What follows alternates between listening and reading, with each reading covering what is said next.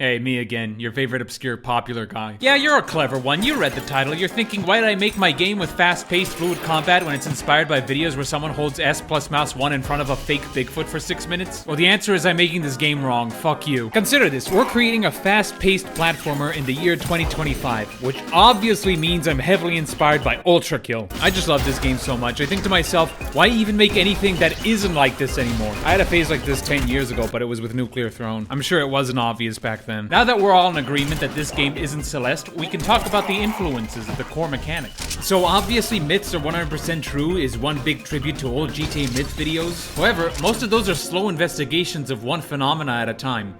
But like I said, this game is not Yeti Hunter. So instead I did the exact opposite, fast as fuck gameplay where you deal with multiple myths at once. If that sounds silly and absurd to you, welcome, that's my video games buddy. Have you seen Cheda? It's nothing but that, all the way down. You don't even have a gun to shoot Bigfoot with, you just take photos all day.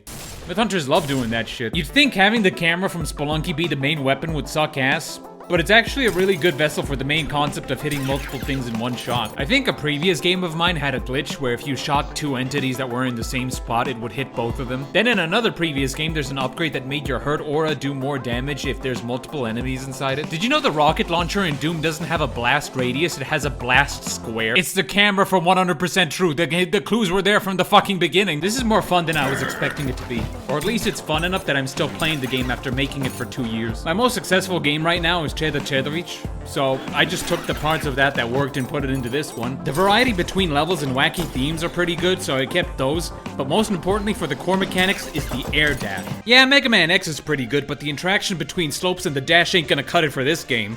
I need that Demo Night trimping. If you don't know what Demo Night trimping is, don't worry, it's pretty simple. It's only an hour-long video. Basically what it means is that if you dash into a slope, you launch yourself in the air. This is also way more fun than I was expecting, especially when making levels. The dash is also an attack, and then you can also combine it with the camera to do like a combo move. Basically, the camera makes more money off the enemy you just dashed into. Which, yeah, that's another thing inspired by Demo Man from Team Fortress 2. What a surprise. There's this thing called a double donk that the loose cannon weapon can do. It's basically the same idea as the photobomb, except that it's a projectile and it's way harder to time it. Leather, what does this have to do with myth hunting?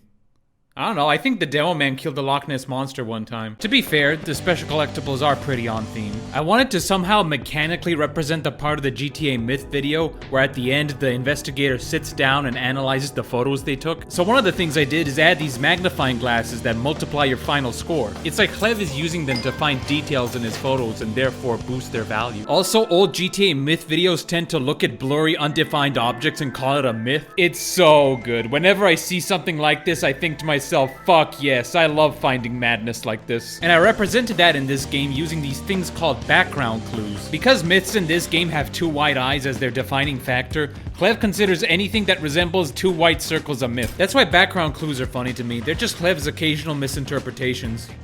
Still counts though. That's a few more bucks for you. This game's design has an interesting challenge to it when it comes to making enemies. Like when I was thinking up new monsters for Isaac, it was just doing whatever was fun or interesting for that game. But in this game, you can't really park your ass in one spot and hold the shoot button until the bad guy dies. Like I says in the beginning, I don't want this game to be shooting at Bigfoot for 6 minutes. This game is not Cuphead. This game is this game.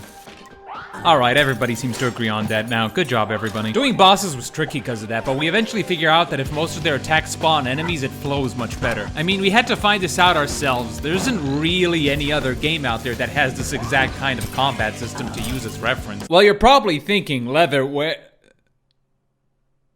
Oh, you bet. Some enemies are conceptualized a little differently than normal. I wanted an enemy in this game that's like the Bone Balls from Dusk. Just a guy that spews out a ton of projectiles in all directions. But this game is all about having multiple enemies to deal with on screen, so putting those directly into my game would not work. So instead I had the idea of a bullet hell enemy that's pretty harmless on its own, but if they group up, they start dancing and spewing more projectiles everywhere. The bigger the group, the more bullets they spray. That's how you make enemies for Myths Are 100% True. It's not about single units, it's all about groups. Clev is a weird one. He has an easier time taking on two myths than one. By the way, these ghosts dancing is a reference to this GIF made by this artist. If you love hearing me explain weirdly specific and obscure references in this game, the Sorta Dev series is for you. Also, not to cook my own corn, but my games have pretty obtuse secrets. And this game is based off GTA videos where people look for things that probably don't exist, but they think it does because they just think it's really well hidden. Pretty brutal combo, huh?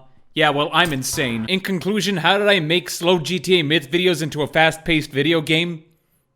very carefully. What a profound ending to the video. Thanks for watching. You can buy the game when it comes out, but for now you can wishlist it on Steam. You get it. You know what to do. You know what Steam is. We're all gamers here. We all push buttons. That's it for this video. Next, Sorta Dev never.